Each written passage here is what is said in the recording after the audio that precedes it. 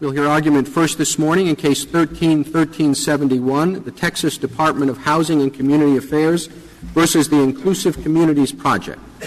Mr. Keller. Thank you, Mr. Chief Justice, and may it please the Court. The Fair Housing Act does not recognize disparate impact claims. First, because its plain text doesn't use effects or results-based language. And when a statute prohibits actions taken because of race, and it lacks effects-based language, the statute is limited to intentional discrimination. And second, the canon of constitutional avoidance compels this interpretation. Most importantly, the Act doesn't use the phrase adversely affect. Smith v. City of Jackson recognized that this effects-based phrase At the time of Smith and Gregg, neither the Title VII or the ADEA used the words disparate impact. And yet we recognize they apply disparate impact. At the time, the words disparate impact were not used. However, the words adversely affect were used.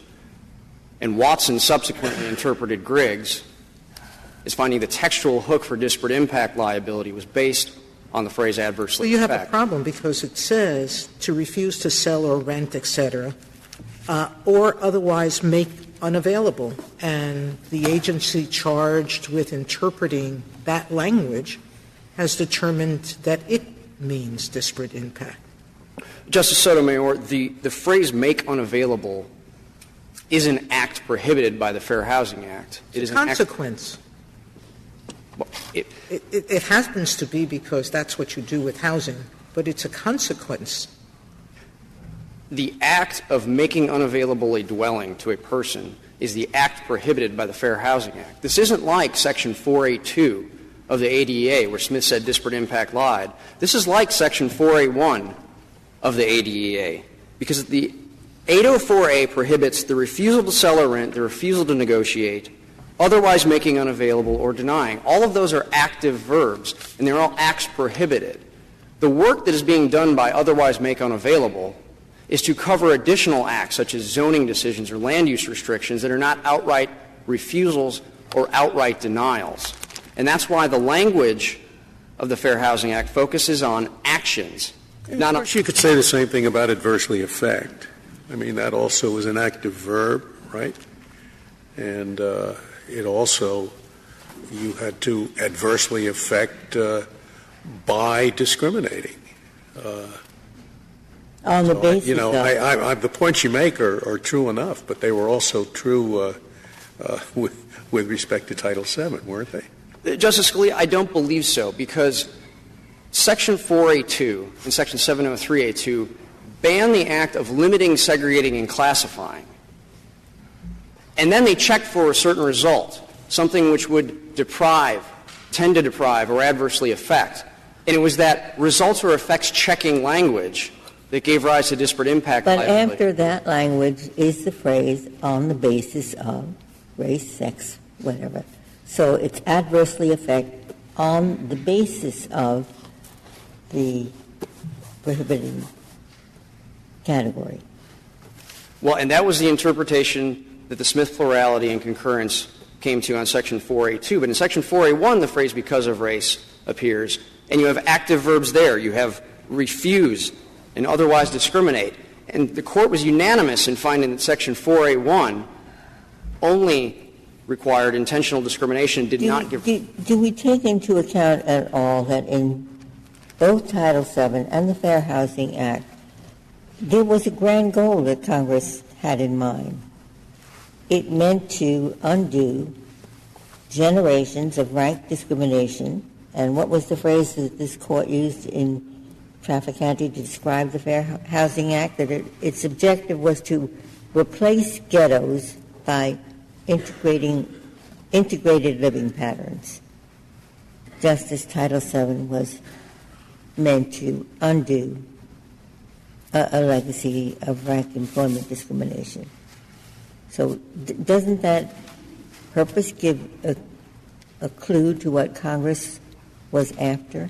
Well, Justice Ginsburg, The Court needs to focus on the plain text. And unlike Title VII, which was passed in 1964, and unlike the ADEA, which was passed in 1967, both of which included the phrase adversely affect, in 1968, when Congress passed the Fair Housing Act, it didn't use that language. Instead, it prohibited making unavailable a dwelling to any person because of race. In common language, if you were to say, Adam made unavailable a dwelling to Bob because of race, you ask, well, why did Adam act? He acted because of race, and race was a reason for the action. But if I could understand your point, General Keller, you agree with Justice Scalia that make unavailable, it's like adversely affect. They're both verbs. Make unavailable is just one way to adversely affect.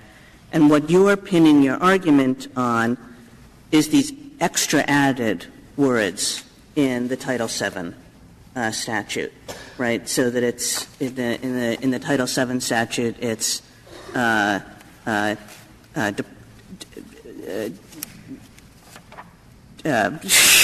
even find them. You know what I mean. I do, Justice Kagan. Okay. So, but I don't think that could possibly be right, because then you would be saying that it would be a different statute if instead of just saying here an employer can't make unavailable, but instead it said an employer can't act in a way that makes unavailable. That would make it completely parallel to the Title VII and the ADEA statutes. And those two things just can't mean the same thing. I mean, all it's doing is to take out a few words, but it's saying the exact same thing, which is either way an employer can't make unavailable. Justice Kagan, I don't think it's saying the same thing. And under the reasoning of Smith, it can't be saying the same thing. Because Section 4A1, the Court unanimously recognized, didn't give rise to disparate impact liability, and it didn't have the phrase that appeared in 4A2, which was checking to see in any way which would deprive or tend to deprive or adversely affect. Without that results-based language, you can't have disparate impact liability. That's what Ricci said. No, but the thing that's different in this statute is the make unavailable, which focuses on an effect in the same way that the adversely affect language does. And it just does it a little bit more economically, but the effects-based nature of the provision is still the same. It doesn't focus on the effects. What Smith said was 4A2 prohibited the act of limiting, segregating, and classifying. But Smith said that's not simply what it was prohibiting. It was checking to see if there was also a deprivation or something that tended to deprive or something that adversely affected. And that was the effects-based language. It wasn't merely dropping in a phrase such as make unavailable. All actions have consequences. But here, Congress chose active verbs. As Meyer v. Hawley recognized, the Fair Housing Act itself focuses on prohibited acts. Yeah, make unavailable is not the same language as adversely affect. That's all that I'm willing to concede. And I think if you thought that Smith was wrong, which many people do, I suppose you could argue we will not expand Smith. And Smith hung on particular words, adversely affect. Those words don't exist here, and therefore, since we think Smith was wrong anyway, we're not going to extend it. That's a reasonable argument, but that's not the argument you're making. What hangs me up is not so much that, as it is the fact that Congress seemingly acknowledged the effects test in later legislation when it said that certain effects will not qualify. You know what I'm referring to. Yes, Justice Scalia. Well, why doesn't that kill your case? I mean, when we look at a provision of law, we look at the entire provision of law, including later amendments. We try to make sense of the law as a whole. Now, you see this statute, which has otherwise what is make unavailable, and it also has, however, it will not be a violation if these effects are you read those together and you say, wow, this law must mean mere effects qualify. Justice Scalia, the 1988 amendments in enacting 3 exemptions from liability. Those provisions merely restricted liability, and the Court rejected a virtually identical argument to what the Respondent and the Solicitor General are making in Ogilvie v. United States. It's a case that appears at 519 U.S. 79. Is this in your brief? The case was not cited in our brief. No, I'm sorry. At page 89 of that decision, the Court noted that Congress might simply have wanted to clarify the matter in respect to the narrow exemption, but it wanted to leave the law where it found it in respect to the broader issue. But the law where it found it here was very clear, because 10 circuits had gone the other way and had said that disparate impact was a valid action under the FHA. So leaving the law where you found it, and we presumed that Congress knows the law, especially when the law is that clear and that uniform, means, yes, there will be disparate impact actions, except in these 3 circumstances, which we're going to lay out for you very clearly and very precisely. Justice Kagan, in 1988, the state of the law was in flux. The Solicitor General filed a brief in this Court saying that the Fair Housing Act only prohibited acts of intentional discrimination. And 2 months before the amendments, this Court decided in Watson and emphasized that the phrase adversely affect was the language that gave rise to disparate impact liability. And if Congress was assumed to have known that this Court's precedents were in place. How do you put adversely affect? Did they have to write it? Or otherwise adversely affect someone by making the housing unavailable? Otherwise, I mean, it's a little crazy, don't you think? Because otherwise adversely affecting someone by making it unavailable? I think it's otherwise make unavailable. Well, otherwise it It's could a have shortened form of that. Or otherwise limit housing opportunities in a way that would adversely affect. Congress could have used the same language that appeared in Title 17. But instead what it did, it took a body of law, some of which had held some practices as improperly disparately impacting, like drug addiction and others, and 2 others, and said, no, those 2 won't count. Those 3 won't count. Your reading of those 3 exemptions is they were unnecessary. Well, they were absolutely doing work in 1988, and Congress could take account of the fact that — Well, what do you make with 1988, where someone wanted to do away with disparate impact, and Congress didn't take up that invitation? Justice Sotomayor, I believe you're referring to Representative Swindoll's amendment. And the mere fact that Congress didn't enact a provision this Court has not looked to in construing statute. You're telling us that these amendments, which said that certain types of effects will not qualify, that the purpose of that amendment was to prevent erroneous Court of Appeals decisions from affecting those particular areas? Justice Scalia, that's part of the work. It's a very strange thing for Congress to do, to believe that those Court of Appeals opinions are wrong, and yet to enact these exemptions. So even though those opinions are wrong, they will not apply to these things. That's very strange. Well, in 1988, when Congress was legislating, it agreed on one thing, and that was in these 3 narrow circumstances, liability would be restricted under the Fair Housing Act. It would be extremely odd to read into a restriction of liability a recognition of a massive expansion of Fair Housing Act liability, and Congress does not hide elephants in mouse holes. Exactly. And 10 circuits had already said there was disparate impact. If they didn't like the disparate impact analysis, they would have taken up the congressman's proposal. But they didn't.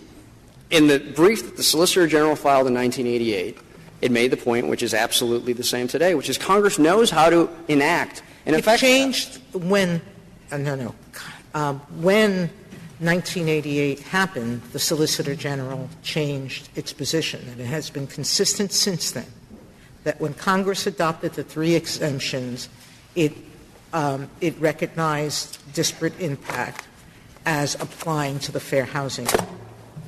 That intentional brief was not in 1988, and not in it was after that was before 1988, the 1988 amendments.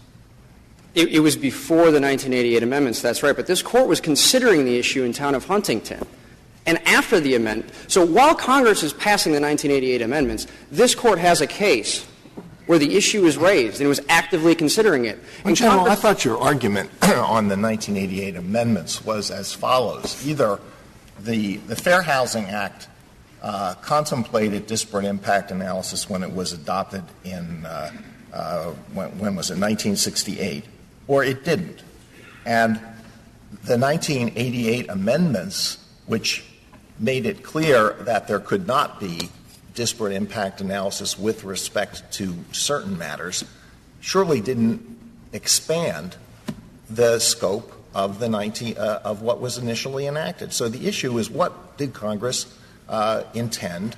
What is the meaning of the act as originally enacted? I thought that was your argument. Precisely, Justice Alito. The 1968 But if Act, we're going to be realistic about this, in 1964, when the Civil Rights Act passed, and in 1968, when the Fair Housing Act passed, nobody knew anything about disparate impact. That didn't come up till the Griggs decision, and it was this Court that gave that interpretation to Title VII in light of the purpose of the statute. So to try to look back and say, oh, did they mean disparate impact in 64 when Griggs wasn't on the books till 71? It's a little artificial, don't you think? well, the Court has to construe the plain text of the statute that Congress enacted, and the text in 1964 did not use effects. Sorry. It has to construe the plain text of the law. And the law consists not just of what Congress did in 1968, but also what it did in 88. And you look at the whole law and you say, what makes sense? And if you read those two provisions together, it seems to be an acknowledgement that there is such a thing as disparate impact. However, it will not apply in these areas that the 1988 amendment says. We don't just look at each little piece when it was serially enacted and say, what did Congress think in 68? What did it think in 72? We look at the law. And the law includes the 68 Act and the 88 amendments. And I find it hard to read those two together in any other way than that there is such a thing as disparate impact. The 1988 amendments don't refer to disparate impact. This is not like the Title VII 1991 amendment that explicitly used the words disparate impact. But they make no sense unless there is such a thing as disparate impact. They are prohibiting something that doesn't exist. Right? I mean, you're saying that they prohibit something that doesn't exist. They could do more work. They do work in disparate treatment cases. Take the occupancy exemption. The Fair Housing Act also prohibits the failure to make accommodations based on disability. The occupancy exemption is going to do work in that case. And this is why, in City of Edmonds, the Court noted that these exemptions were complete exemptions from FHA scrutiny. Congress didn't say that it was limiting these to disparate impact. It said, we don't want these claims to go forward. So you have an argument, and so does the other side have an argument. But I don't want you not to have the chance to answer what, to me, is a pretty important question. Say there are good arguments on both sides. The law has been against you. There's been disparate impact for 40 years. Now, let me be fair. Maybe it's only 35. And it's universally against you. And as far as I can tell, the world hasn't come to an end. I mean, the form of the question I'm putting is, well, maybe Marbury versus Madison was wrong. I don't think it was. But nonetheless, this has been the law of the United States uniformly throughout the United States for 35 years. It is important. And all the horribles that are painted don't seem to have happened, or at least we have survived them. So why should this Court suddenly come in and reverse an important law which seems to have worked out in a way that is helpful to many people, has not produced disaster, on the basis of going back and making a finely spun argument on the basis of a text that was passed many years ago and is ambiguous at best? If you were to believe this statute's ambiguous. Oh, well, I don't think, my goodness, if it isn't ambiguous, it would be surprising, because 10 circuit courts of appeals have all interpreted it the way opposite you, and I take it you don't mean it's unambiguous on their side. In 1988, The amendments didn't touch the text of the 1968 Fair Housing Act. No, I don't want you to. If you'll do me the favor of answering my question, sure, which is the question that it's been the law for 40 years or just a little bit less. Disaster has not occurred, and why, when something is so well established throughout the United States, should this Court come in and change it? There's a serious equal protection question lurking here. And as to why you would change it, disparate impact liability and where it leads is being applied in a case like this in Magner versus Gallagher. Texas here was trying to give additional. You don't like the way it was applied, and I can understand that. But there are many remedies that you have. One is you go to HUD and you say, look at what is happening. This is happening to have the opposite effect that you want. That's one of your arguments. Well, try to convince them. And if they're not there, you go to a court and say, Court, this is a disparate impact case, and we have a justification, and the justification is strong enough that it survives the empirical effect. And you see if you can get them to agree. You may win, you may lose. But what not to do is to overturn the whole law that has been in effect, I'll repeat for the 19th time, for 40 years with basically helpful effect. Now, that's a question. It didn't sound like one, but it was one. So I'd like to hear what you say. Sure. The equal protection concerns here are stark. First, the government has not explained if it's going to enforce the HUD regulation to protect only minorities. If it does, that's likely unconstitutional under Adirond, and if it doesn't, that's going to interfere with federal and state programs that help lower-income neighborhoods. How? So maybe I'm missing something here. Didn't this Court decide Marbury versus Madison? Absolutely, Justice Scalia. My question is Isn't not that a really big about difference, between the situation here? This Court has never decided this issue. It's just that lower courts have decided it in a uniform fashion. Have we ever before reversed uniform holdings of courts of appeals, even those that have lasted 30 years? The answer is yes. You have rejected the overwhelming consensus of the courts of appeals. Yeah, that's why I asked the question. I said, why? Why? I'm not saying you couldn't do it. I'm simply saying why. And I don't want to repeat my question for the fourth time. And you began to give an answer. And the answer you began to give was based on a constitutional problem that has arisen. And I've taken that in and read it. And do you have other answers or not? I want you fully to answer the question. Sure. The plain text of the statute is clear. Constitutional avoidance compels that interpretation. And the purposes of the Fair Housing Act would be undermined by extending disparate impact liability to this degree. Well, you're now talking about application. And let's go back to, you made a statement earlier that this is going to inhibit development of blighted areas. That has to do with the application in this case. If I'm right about the theory of disparate impact, and I can tell you I've studied it very carefully, its intent is to ensure that anyone who is renting or selling property or making it unavailable is doing so not on the basis of artificial, arbitrary, or unnecessary hurdles, policies or practices, and it's the petitioner who has to identify which they are, and to explain why alternatives wouldn't work. If someone's developing a blighted area or an area subject to crime or something else, that's something they can do, and that's a criteria, a policy, that can't be substituted for something else. So I don't know why you keep saying this is going to affect private development. Justice Sotomayor, in Ricci, the Court reserved the question whether disparate impact liability and requiring race-based decision-making would violate the Equal Protection Clause. But this is not race-based decision-making. Are you saying that the 10% plan in colleges is race-based? It's an absolutely neutral policy that happens to address a need, which is to integrate schools.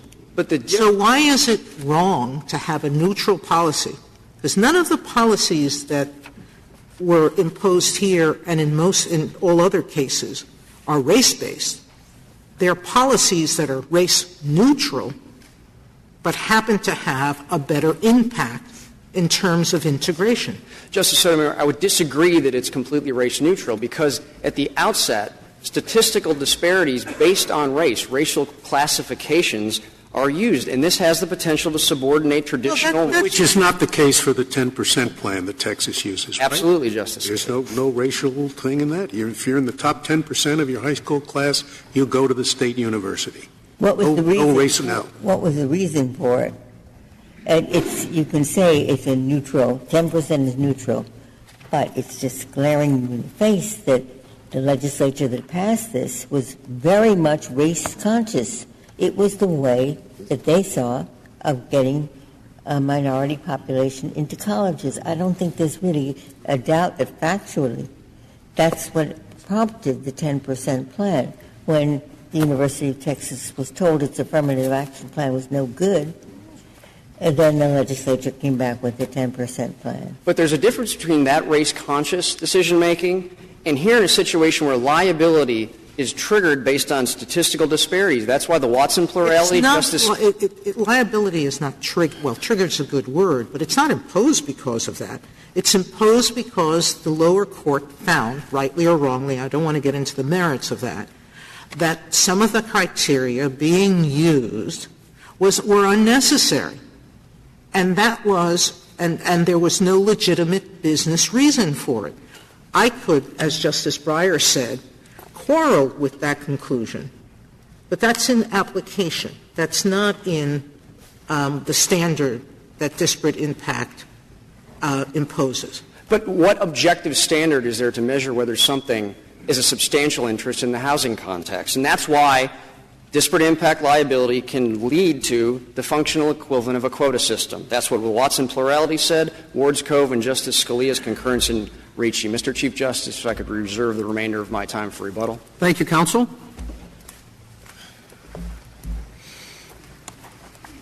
Mr. Daniel. Mr. Chief Justice, and may it please the Court, the remedy in this case is perfectly consistent with the interest in revitalizing low-income minority areas. The remedy in this case shows that there is nothing about the Fair Housing Act. We're not talking about this case. I'm just using all right, why don't you get to the legal issue, if you could? The legal issue is unavailable. Unavailable is a result-oriented measure. You look and see how many units are available in an area, you count them. That is a result. How many units are available in another area, you count them. That's the result.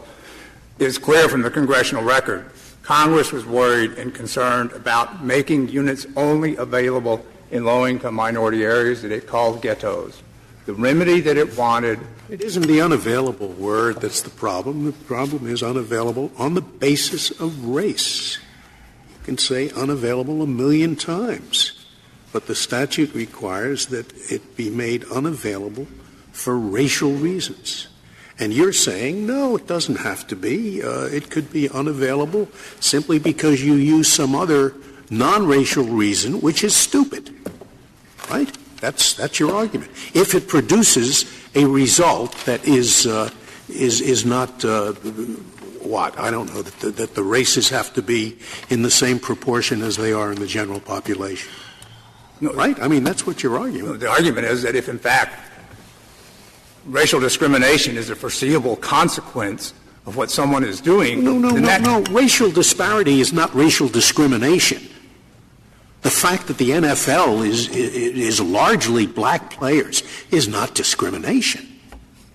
Discrimination requires intentionally excluding people of a certain race. It certainly includes so let's not equate racial disparity with discrimination. The two are quite different. And what you're arguing here is that racial disparity is enough to make whatever the policy adopted unlawful. Right? No, Justice Scalia, that's not what the argument is, and that's not what's in the argument. It's not what's in the regulations. The argument is that if I'm going to make a disparate treatment case, that there is intentional discrimination, I'm going to start with the effects. Just the same place I start with a disparate impact. I start with the effects. Has there been an effect that is consistent with discrimination? In disparate impact, I then go on to the next step. Is there an interest that justifies the discriminatory effect? It could be the same discriminatory effect that was caused by intentional discrimination. Mr. Daniel, I had thought that Justice Scalia's question was whether the because of language precludes a disparate impact theory. In other words, whether the because of language signals that it has to have a certain kind of intent, which is not part of a disparate treatment, a disparate impact theory.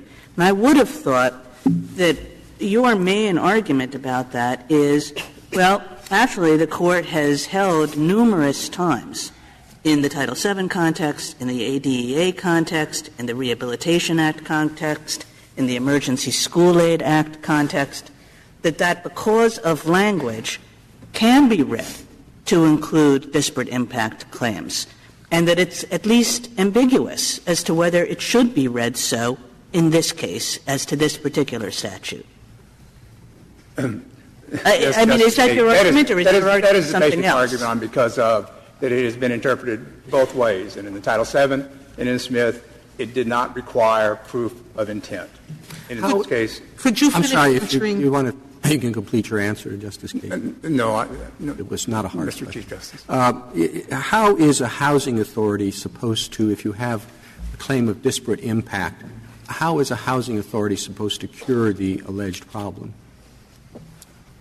Assuming that you go through the steps and that there is, in fact, a need to cure the problem. Could you please go find, through I'm sorry. That you have made a showing of disparate impact, that the impact has adverse consequences for a particular race. What is the housing authority supposed to do at that point?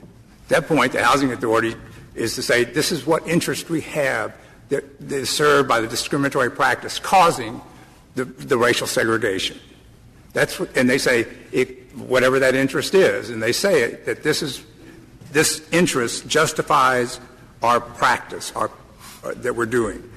At that point in time, we come back and say, but there are other ways to do it that are less discriminatory. Is there a way to avoid a disparate impact consequence without taking race into account in carrying out the governmental activity?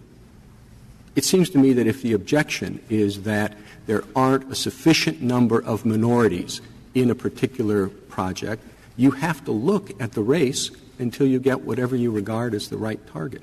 No, you don't have to look at the race at all. You look at the practice causing it, and you stop the practice, like in this case. Or But like what the was, case. in fact, the remedy? I mean, this was a case where there was a litigation, you prevailed, and there was a remedy. So there was disparate impact, and what did the Court say had to be done to cure what it saw as the offense to the Fair Housing Act? It had to stop the discriminatory housing practice, and then it ordered in place the remedy suggested by the State that was, in fact, the less discriminatory alternatives, for a large extent, to what they had been doing. There's no racial goals in it. There's no race conscious in it. There's no racial criteria in it. It is the remedy that the State says will work to stop the discriminatory practice. Could we go back, because I think you've been interrupted. The steps are, first you show that the numbers are off. Then the other side tells you what the reason is for why the numbers are. You then have an opportunity or an obligation to come and suggest alternative methods of taking care of the legitimate business need, correct? Yes, Justice Sotomayor. So those are the three steps. Yes. If you can propose ways that are race neutral, practices that are race neutral, that will take care of their needs, meaning the other side's needs, then you get relief. And, for example, one of the ways proposed was do not continue putting projects next to landfills and hazardous industrial uses. Don't you have a tension between two statutes here? I mean, you have the Fair Housing Act, and then there is the law that sets up this tax credit, right? And doesn't that law say that there should be a priority for revitalizing decaying communities? The law specifically says that there should be a preference among all the projects that are going to be awarded for applications that contribute to a concerted community revitalization plan. That preference is honored in the remedy, and it is in the remedy. If an application is contributing to a concerted community revitalization plan, just like in the IRS code, then it gets the same points as a project that is going to be in a higher income, low poverty area with good schools. But why shouldn't it get more if the tax law expresses that preference for the revitalization? Justice Ginsburg, it could if the state set it up that way. The state just hasn't set it up that way. The state could set it up so that there's a pool of units that are going to be awarded projects and pick out of there and give preference to those concerted community revitalization plans. The district court found that the state did not do that. The state instead gave a 1 or 2 point selection criteria bonus for that kind of project. But that's a state choice. Can you go back to Justice Scalia's question, please, because I just want to hear your answer to it. As I understood his question, it was you look at the words, and the words say, make unavailable because of race. And what you're saying is those words, make unavailable because of race, can include the circumstance where you make unavailable for a reason that has nothing to do with race, where the effect of that reason is to cause a racial disparity of significance, and it cannot be justified as the least restrictive way to bring about it. That's the point. That you're saying those words are consistent with the longer phrase I just said. Okay. Is there case law or other, aside from this area, which builds your point and says, yes, those words linguistically and legally do include the disparate impact situation, or can? I take it that's his question, and I was looking for an answer somewhat along those lines. This Court's two major opinions on this are, of course, Griggs and Smith. The same issue was wrestled with the other courts who have found the same thing in the courts of appeals, wrestling with this because of, and it is at least admits that it is it's a permissible reading either way. Well, in Smith, however, the court, the plurality opinion cited two additional things. It didn't just say because of can mean disparate impact. It cited the effects language, which was the subject of some questioning during General Keller's argument, but it also cited the RFOA provision. Now, neither of those, I think the latter is more significant, and there's nothing like that in Title VIII, is there? The exemptions are similar in the fact that the RFOA in Smith came in and basically said, even if you have disparate impact on these factors, if it's a reasonable factor other than age, we're going to excuse the disparate impact. Okay. Now, the exemptions speak to the disparate impact, and there's nothing in there that says that you use it for other reasons, that you can excuse that those don't count. So is that critical to your argument, that the exemptions are critical to your argument? We think the exemptions are texts that support the use of the disparate impact reliability. We think there's a lot of other things. The statutory construction used, the congressional record, what Congress wanted to do, 3601, which Congress passed to say and has been used to give an expansive interpretation in matters of standing and enforcement.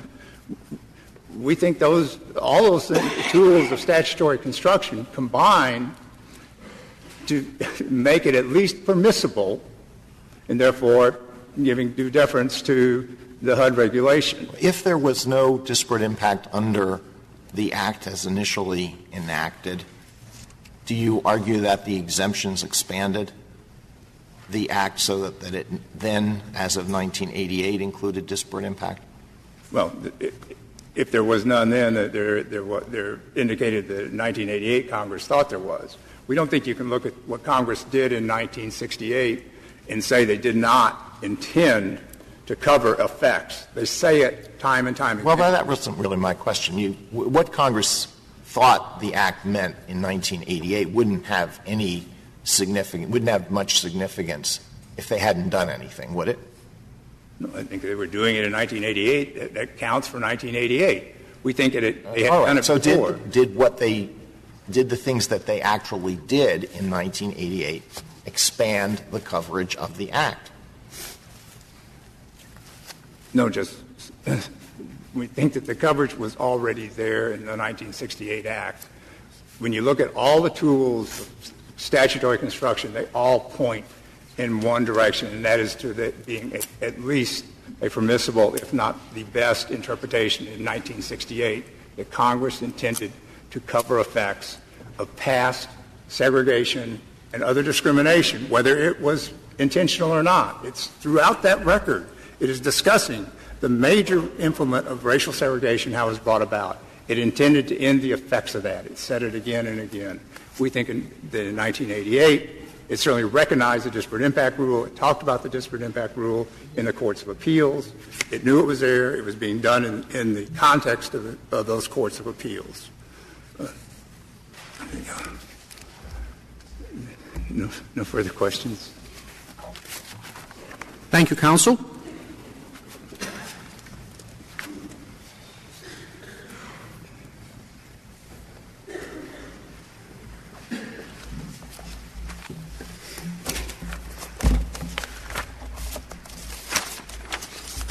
General Verrilli? Mr. Chief Justice, and may it please the Court, the statutory provisions that most clearly show that HUD's disparate impact regulations are a permissible interpretation of the Fair Housing Act are the three exemptions. Those exemptions presuppose the existence of disparate impact liability and so serve no real purpose without them, without disparate impact liability. And the provenance of those exemptions lends particularly strong support for the reasonableness of HUD's reading. They were added by amendment in 1988 at a time when 9, I think the number is 9, courts of appeals, had ruled that the Fair Housing Act authorized disparate impact. And they were added to provide defenses to exemptions from, they're labeled as exemptions from, carve-outs from, disparate impact liability. So you've got I think your case would be stronger if there had been no court of appeals that had favored disparate impact.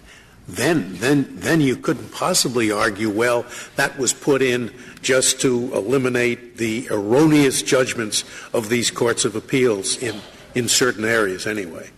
It'd be better if no court of appeal had said that. Well, Congress had enacted these. I actually think it's better the way it happened for our case because of the reenactment canon. Section 805 of this law was reenacted against the backdrop. So you have the reenactment of those 9 court of appeals decisions. So you have the reenactment canon and you have the canon against the presumption against superfluous amendments both working. And remember, we're in Chevron territory here. So the question is whether the statutory text unambiguously forecloses HUD's interpretation.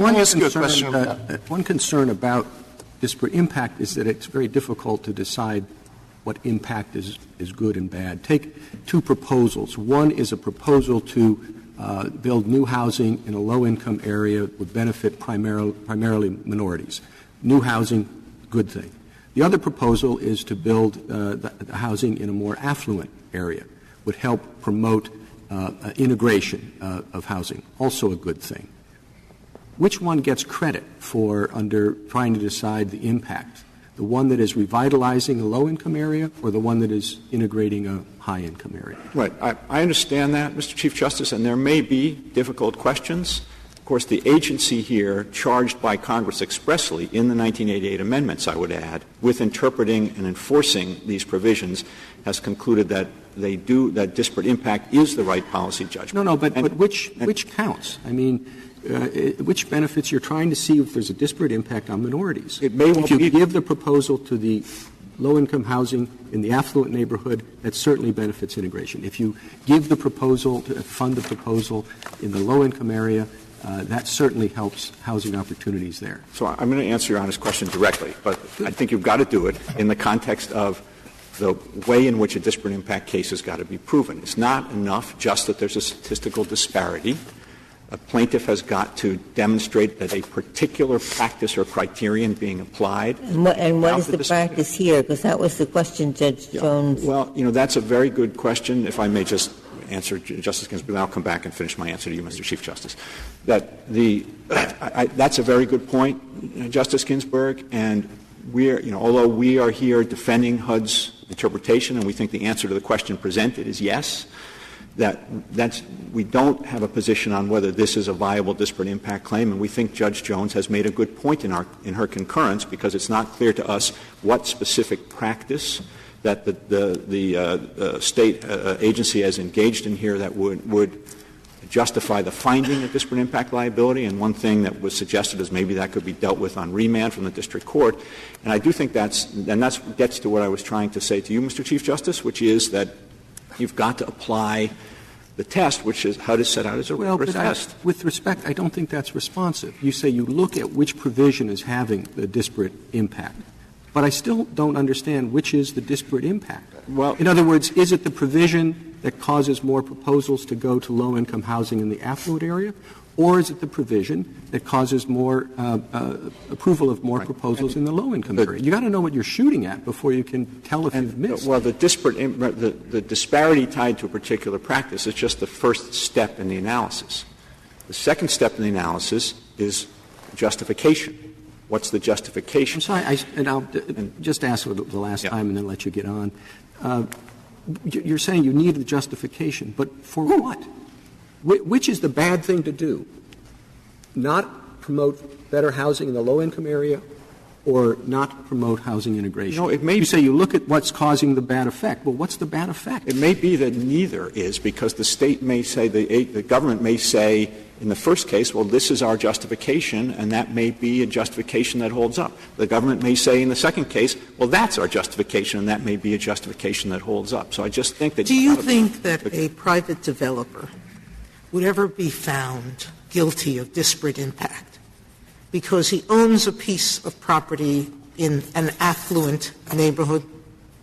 No, certainly not. He's permitted to develop his property. Yes, of right? course. And the disparate impact would be if he fails to sell or make available to people of all races, let's say, the units in that property, correct? There's got to be a specific practice. Right. All right. And that's just the first stage. That's just the first stage of analysis. It's got to be unjustified. Exactly. I thought the question was, though, it's not a developer, it's the Department of Housing and Community Affairs, and I thought the challenge went to where they were supporting development. Well, not the developer, but this may not be a good disparate impact claim, Mr. Chief Justice, but the cases that are in the heartland are really pretty straightforward. But are you saying that in each case that the Chief Justice puts, there is initially a disparate impact at step one? That is to say, community A wants the development to be in the suburbs. In the next state, the community wants it to be in the poorer neighborhoods. It's your position, it seems to me, and the position of the respondents, that in either case, step one has been satisfied. That may be right, Justice Kennedy, but I think the point but that seems very odd to me. But I think that even if they're difficult cases under disparate impact, there are cases in the heartland that have been adjudicated for 35 or 40 years, cases such as there's a zoning restriction that has a disparate impact that cannot be justified on a substantial basis. There's an occupancy restriction for... Can I ask a question? I'm sorry. About Chevron. Should we be concerned here about the use of Chevron to manipulate the decisions of this Court? The Fair Housing Act was enacted in 1968. For 40 years plus, there were no HUD regulations.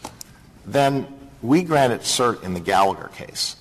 And it was only after that, and within, I think, days after that, that the HUD regulations were issued.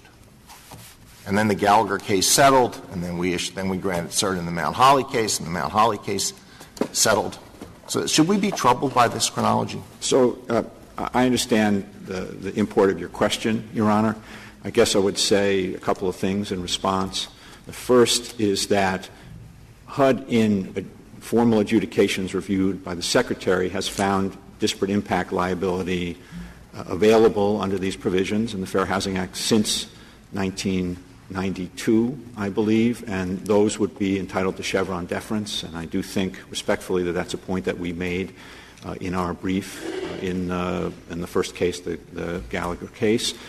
Second, and I don't mean to be flip about it because I understand the import of Your Honor's question, but I do think it overestimates the efficiency of the government to think that we could get a notice of proposed rulemaking on an issue like this out within 7 days. It was a coincidence. That's very persuasive. I really, and so I don't. I think actually this has been the position of HUD for a very long time, and you would get Chevron deference for the adjudications. I think that's pretty clear, wholly apart from the reg. But we do have the reg now, and I do think it gets Chevron deference. And if I could turn to the question of avoidance, constitutional avoidance, that has come up. I don't think this is a suitable case for constitutional avoidance, and let me try to explain why. Whatever one might think in the Title VII context about the consequences of finding disparate impact liability, this is a very different context. In the Title VII context, the issue has been raised is that the only way to avoid disparate impact liability is to engage in race-based remedies, not race-based thinking about what neutral criterion to adopt, but race-based remedies. And here, in the heartland cases under the Fair Housing Act, you aren't going to have that kind of an issue. The remedy is going to be the substitution of one race-neutral rule for another race-neutral rule. For example, if a landlord cannot justify an occupancy restriction that's particularly tight, the remedy there is going to be either no occupancy restriction or a looser occupancy restriction, and the consequence in those cases, same thing with zoning and other things, the consequence in those cases is that no one gets classified by race, no one gets a burden imposed upon them because of race, and no one gets a benefit because of race. What rule you select depends on what effect that will have on racial use of the facility. Well, I think the consequence. No, I think Justice you Scalia, select it on the basis of what effect it will have on race. Well, but that kind of consideration, so long as the rule that comes later is a race-neutral rule, seems to me is exactly the kind of thing that the plurality opinion of this Court in Croson said in the contracting context that governments could do. They couldn't afford a preference to minority contractors, but they could do such things the Court suggested as changing the bonding requirements or changing other financial requirements in order to make the minority contractors, which tended to be newer, smaller businesses, more eligible. To underscore that, because I think everybody's getting confused with this, disparate impact does not go to who they take unless they set up a practice.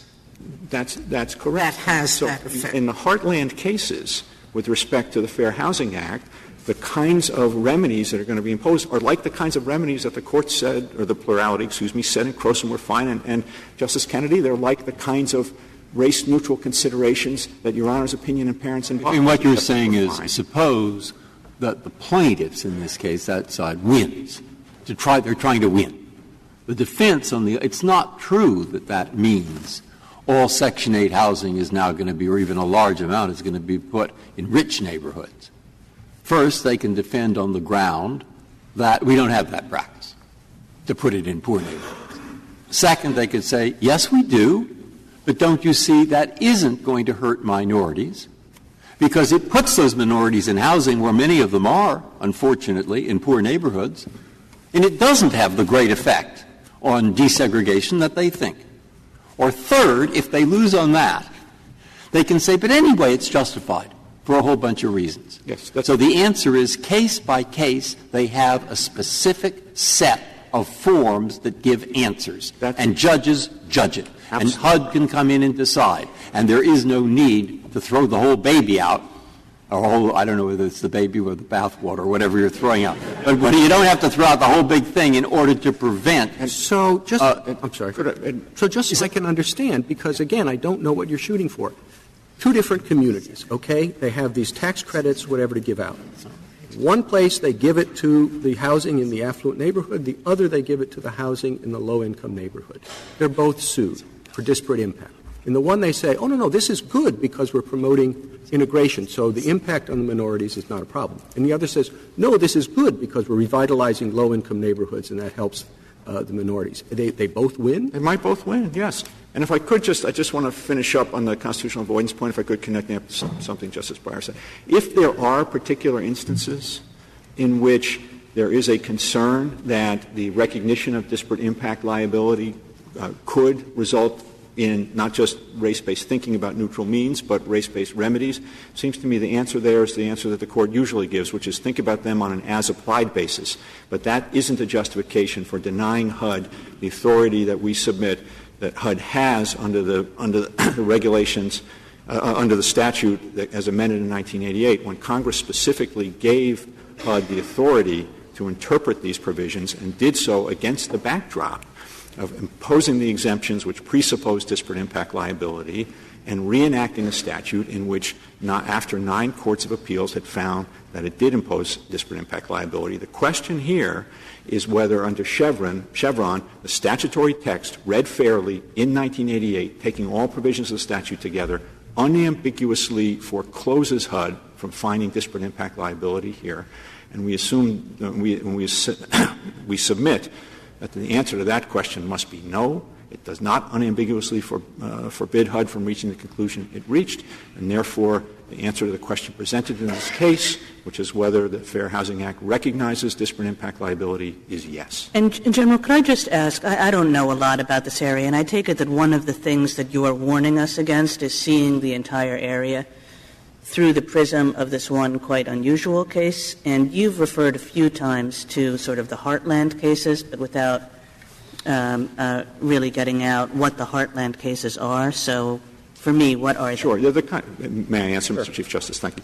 They're the kinds of cases that have been litigated, and you've seen the Court of Appeals opinions for 35 years. Restrictions, say a town adopts a restriction saying you can't convert housing from ownership to rental unless you're renting to a blood relative, has the effect of excluding minorities. A town adopts an occupancy restriction for apartment buildings that's so tight that you're not going to be able to, if the families with kids aren't going to be able to live there, that disproportionately affects minority groups with kids. Those kinds of things, zoning restrictions, housing program restrictions, those kinds of rules are the heartland cases. Thank you. Thank you, General. General Keller, you have 4 minutes remaining. Mr. Chief Justice, the answer to your question is both would open up liability for disparate impact. Here, the Department could have faced disparate impact liability if it was going to take tax credits and send them to lower-income neighborhoods or more affluent neighborhoods. Well, and even you if keep saying that, but that's not what happened here. The remedy was not to tell you to move your development from one area to another. The remedy here was it did preclude development next to landfills, but it also included other tinkering with the qualifications. But you're going to still need people who want to do But in the remedy in this case, the district development they want to do. Kept it and retained jurisdiction for 5 years. So even if the disparity is not that has to go with your attacks on the remedy. That doesn't have anything to do with what disparate impact as an approach set out by HUD direct should be done. And each regulated entity is going to have to examine the racial outcomes of their policies in every zoning decision made. And what every they have raising to rent. do is what everyone should do, is before they set up any policies, think about what is the most race-neutral policy. That's a very different thing.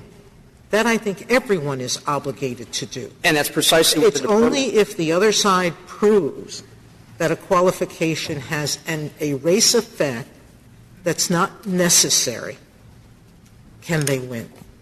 Yeah, and here the Department engaged in race-neutral policies. Justice Alito, to your point about Smith and the ADA's reasonable factors other than age exemption, there are 3 things that distinguish that from this case. First, there's an important textual difference. The ADA's reasonable factor other than age provision referred to actions otherwise prohibited, and the Court in Smith interpreted that as recognizing the disparate impact liability could lie under the ADA. In the Fair Housing Act, we don't have that language. The exemptions say nothing in the FHA prohibits or limits. So this is truly a safe harbor.